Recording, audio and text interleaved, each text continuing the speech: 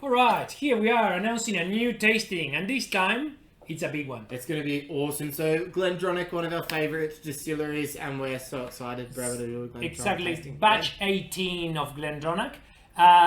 So basically, we decided to take them for a test drive, Yep. but we decided to do our Casa de Vinos twist. That's right. So, I mean, I guess with batch 18 coming in, we've got some really good single casks, which we're going to try in the tasting. An 11, 12-year-old, 27-year-old, all Pedro Jimenez puncheons, 500 litre. They're going to be amazing and I guess quite typical, probably Glendronach single cask style whiskey. Yeah, but our Casa de Vinos twist is we decided to open some of the rare bottles that we got in our cellar. And this time we bring two crackers back when Glendronach used to be owned by Teacher and Sons, right? So part of the Aliedo Mec portfolio back then on the early 80s. So what Jonno has is an 8-year-old tall bottle Rinaldi import.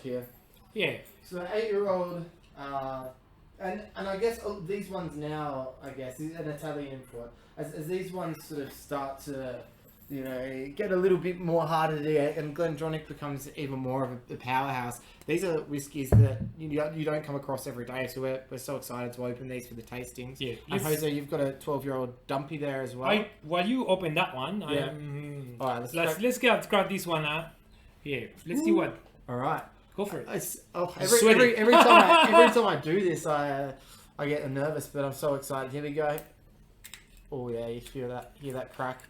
Beautiful. Perfect. This is a really good feel. This bottle for being 30 years old. Yeah. Now, I mean, after all these years, you expect, particularly on a couple of these, maybe a little bit of old bottle effect, just a little bit. Now, Jose, old bottle effect. That's the slight sort of dustiness.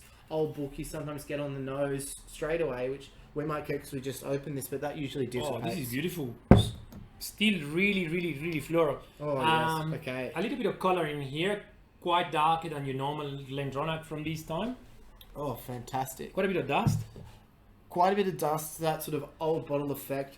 Almost translates as a bit of pencil shaving. Caramel butterscotch. A bit of a bitterness too in the palate, but really bright. Great palate, good length. Good length, yeah. This Nice. is a 40, if I'm right, this is 43%. Yes, correct. 43%. Quite a lengthy palate, lots of sweetness coming towards the end as well. It doesn't dry out too quickly. A little bit of Christmas cake. And it looks like it has a little bit of sherry in here. Yep. Yeah.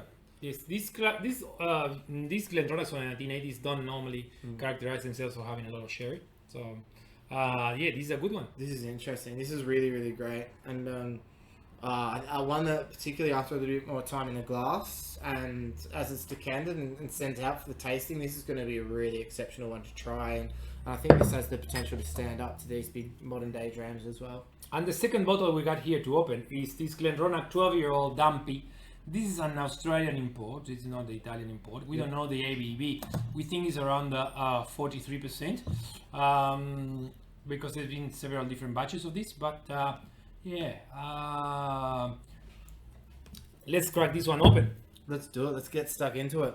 Yeah. So another one we've been waiting to open for a long time. It's been sitting on the shelf in there. But, you know, as these things happen, you need the right occasion. And this just seems like no better occasion to open Dumpy and try it out and see what we get. Again, you know, this bottle is got a lot of age to it, but it's been cellared quite well. And we can assume that on the palate we're going to get somewhat of those typical Glendronach notes. Yeah, really sort of like really big, rich sherry's notes and a little bit of toffee, caramel as well.